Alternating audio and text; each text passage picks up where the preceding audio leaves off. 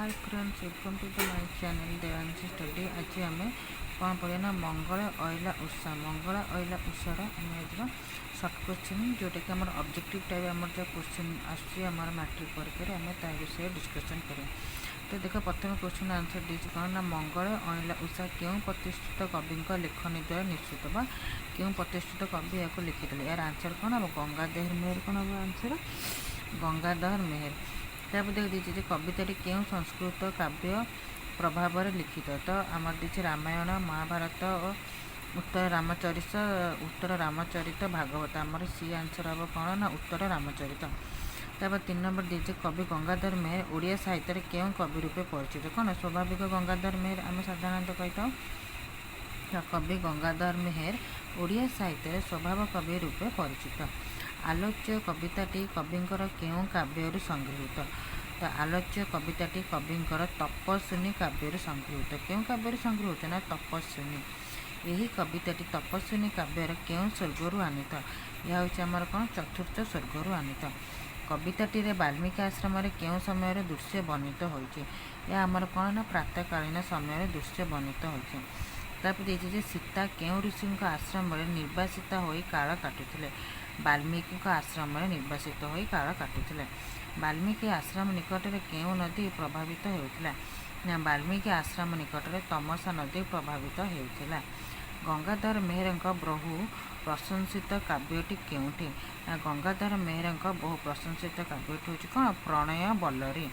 तापर दीजिए दर्शन दिय सती राति पाइला एकथा किए कहते एकथा किए कहते एकथा उषा कहते। तापर दीजिए कवि क्या जोगेश्वरी भाव में अभिहित करते। कवि उषा को जोगेश्वर भाव में अभिहित करते। क्या दर्शन कर अभिलाष उषा आसी क्या दर्शन कर अभिलाष आसला ना सीता को सती सीता को दर्शन कर अभिलाष उषा आसी।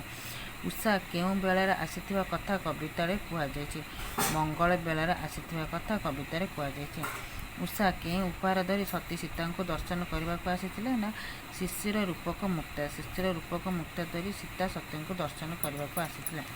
तापर दीजिए उषांकर कर भाव में कवि क्या कल्पना करछन्ति ना उषांकर कर भाव में कवि कअलिया पत्र को कल्पना करछन्ति। क्या कल्पना करछन्ति ना कअलिया पत्र को। उषा केउं स्थान में रही सीता को डाकिथिले ना उषा कुटीर प्रांगण रही सीता को डाकिथिले।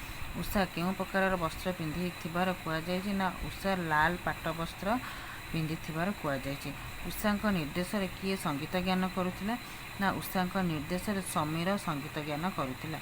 उषांक निर्देश किए बाणी बजाउथिला ना उषांक निर्देश भ्रमर बाणी बजाउथिला। उषांक निर्देश किए नृत्य प्रमत्त होइछि ना उषांक निर्देश पुष्प नृत्य प्रमत्त होइछि। किए भाट दे स्तव पाठ करथिला ना कुंभाटुआ भाट हो स्तव पाठ करथिला। पाट माघ बेश किए आसीथिला ना पाट माघ बेश आमर कजलपाती चढ़ई आसीथिला। किए आसीथिला ना कजलपाती चढ़ई आसीथिला। जी कविताटी केउं वृत्त रचित होइछि ना कविताटी आमर कोन चोखी वृत्त रचित होइछि। सती सीता को वैदही कुआजिबार कारण कौन ना से जेहेतु विदय राज्य कन्या से कौन वैदही कुआଯାଇଛି। तापर कलिंग अइला पाट माघदे बेसे रेखांकित पदर अर्थ कौन रेखांकित पदर अर्थ कौन रेखांकित पद होम कौन कजलपाती चढ़ई। ताकि सीता दुख लाघव कवि लेखनी रे प्रकृति किपरि रूप नहीं ना प्रकृति किपरि रूप नहीं ना प्रकृति मानवीय संवेदनशीलता रूप नहीं। कवितार जानकी बोली क्या संबोधन करा जायछि। कवितार सीता को जानकी बोली संबोधन करा जायछि। तापर देखिए सती राज्य राणी रूपे कवि क्या अभिहित करछन्ति ना सती राज्य राणी रूपे कवि सती सीता को अभिहित करछन्ति। उषांक देहरु कौन विच्छुरित होउथिला। उषांक देहरु आमर कौन ज्योति विच्छुरित होइथिला। मुनि मुख वेदसन क्या पुण्य कला बोली कहुई ना मुनि मुख वेदसन आमर श्यामवन को पुण्य कला बोली कवि कहते। मुनिगण उच्च ओकार ध्वनि को कवि क्या सहित तुलना करते ना सरस्वती बाणी झंकार सहित तुलना कर। सरस्वती बाणी झंकार क्या तृप्ति दिए ना सरस्वती बाणी झंकार वैकुंठ विष्णु को आमर कौन तृप्ति दे था। सरस्वती बाणी झंकार सहित क्या तुलना कर ना सरस्वती बाणी झंकार सहित मुनि वेदर ध्वनि को तुलना कर। କେଉଁ ଶବ୍ଦ ଶ୍ୟାମଳ ବନଭୂମିକୁ ମୁଖରିତ କରୁଥିଲା ନା ଓଙ୍କାର। କେଉଁ ଶବ୍ଦ ନା ଓଙ୍କାର। ବନଭୂମି ଉଜ୍ଜଳ ହୋଇ ଉଠିବାକୁ କବି କାହା ସହିତ ତୁଳନା କରିଛନ୍ତି ନା ମନ୍ତ୍ର ବଳରେ ଶକ୍ତି ବୁଦ୍ଧି ସହିତ ତୁଳନା କରିଛନ୍ତି। ତାପରେ ଦେଖାଯାଇଛି ସୀତାଙ୍କର ହୃଦୟ ଶୋକ ଜର୍ଜରିତ ହେବାର କାରଣ କ'ଣ ନା ନିର୍ବାସିତା ଯୋଗୁଁ ସୀତାଙ୍କର ହୃଦୟ ଶୋକ ଜର୍ଜରିତ ହୋଇଥିଲା।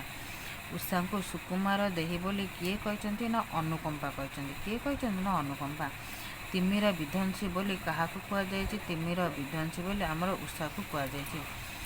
ବାଲ୍ମୀକି ଆଶ୍ରମର ବ୍ରହ୍ମଚାରିଣୀଙ୍କ ନାମ କ'ଣ ଥିଲା ନା ବାଲ୍ମୀକି ଆଶ୍ରମର ବ୍ରହ୍ମଚାରୀଙ୍କ ନାମ ଥିଲା ଅନୁକମ୍ପା।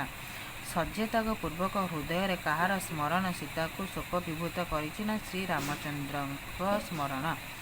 ସୀତାଙ୍କ ହୃଦୟର ପ୍ରତିବିମ୍ବିତ ବୀର ରାମମୂର୍ତ୍ତିକୁ କବି କାହା ସହିତ ତୁଳନା କରିଛନ୍ତି ନା ଶିଶିର ବିନ୍ଦୁରେ ସୂର୍ଯ୍ୟଙ୍କ ପ୍ରତିବିମ୍ବ ସହିତ ତୁଳନା କରିଛନ୍ତି।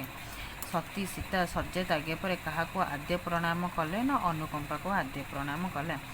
ସୀତା ଉଷାଙ୍କର ପଦ ବନ୍ଦନା କରି କାହାର ମଙ୍ଗଳ କାମନା ପାଇଁ ନିବେଦନ କରିଛନ୍ତି ନା ରାମଚନ୍ଦ୍ରର ମଙ୍ଗଳ କାମନା ପାଇଁ ନିବେଦନ କରିଛନ୍ତି। ତାପରେ ଦେଖାଯାଇଛି ବାଲ୍ମୀକି ଆଶ୍ରମର ଧାତ୍ରୀ ବୋଲି କାହାକୁ କହିଛନ୍ତି ନା ବାଲ୍ମୀକି ଆଶ୍ରମର ଧାତ୍ରୀ ବୋଲି ତମସାକୁ କୁହାଯାଇଛି।